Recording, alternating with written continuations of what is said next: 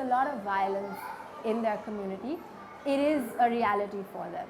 Any way that they know how to deal with something is just inherently to just, break out and lash out against it.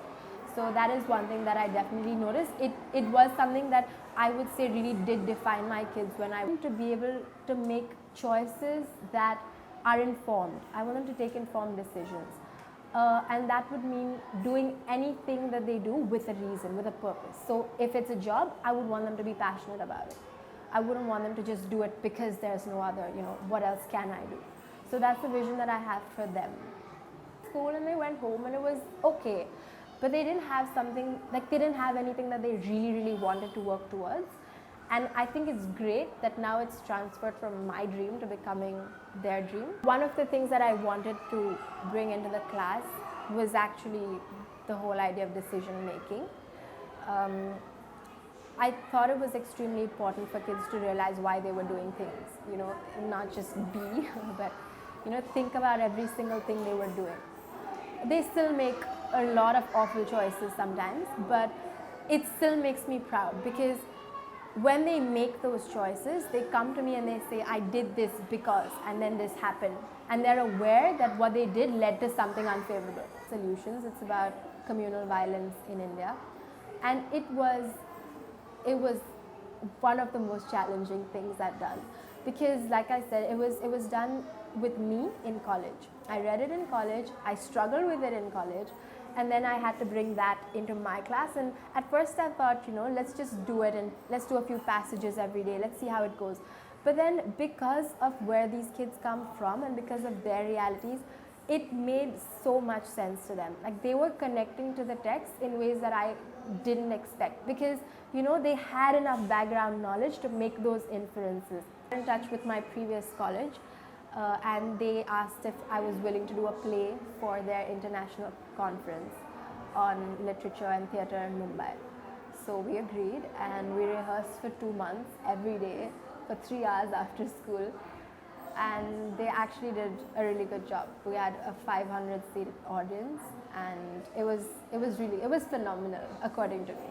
One thing that I really look for is consistency, because what I noticed with my kids is that one day they'll do something and then they get tired of being good all the time.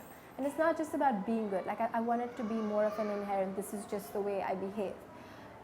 They stopped doing it for a reward. They never did it because they were afraid of me, but they stopped doing it for a reward. They stopped doing it for praise. Sometimes they falter, but what I want is for it to become just inbuilt, like a habit. Change. I noticed, for example, when Imran Khan would do something just to please me, which he did often. And I noticed when he stopped looking over his shoulder to see if I was looking as well. I wouldn't be able to explain it, but it's just a feeling that you get that now they just come in and sit down. It's not a, is Didi here or not? They'd come in and sit down. Bringing other things into class apart from just the objective, it's helped them to think and grow, which is one of the very, very essential parts of my vision, for them to be critical thinkers. And then in every single class, what I do is I make sure that I have a little bit of my vision, so a little bit of each bucket of my vision in that class.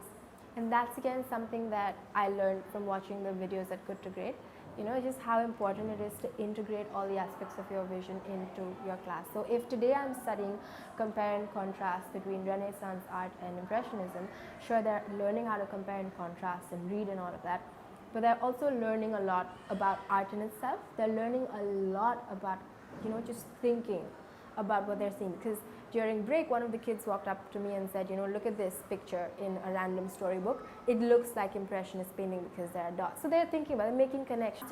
They could spout off values, it's excellence and hard work and perseverance, and they knew what they meant and they tell you stories about it, but you never see them actually putting it into action. It would be very occasional. So now I said, what, values are important, but the deal is the meaning of the values. So let's put the values aside and let's just focus on what we actually do. Because now instead of saying, are you being hardworking? I can say, what is the choice that you're making? What's going to happen if you do this? I think that makes more sense to them. And being in my classroom has just calmed me down so much, because that's what I realized at the beginning of my second year, that if I'm going to teach my kids something, I need to be calm for them to be calm, for them to understand. So my volume reduced and everything, like, it was like a different person walked into school the second year, because there were structures in place, everything was smooth flowing, and that's something I definitely learned through the fellowship.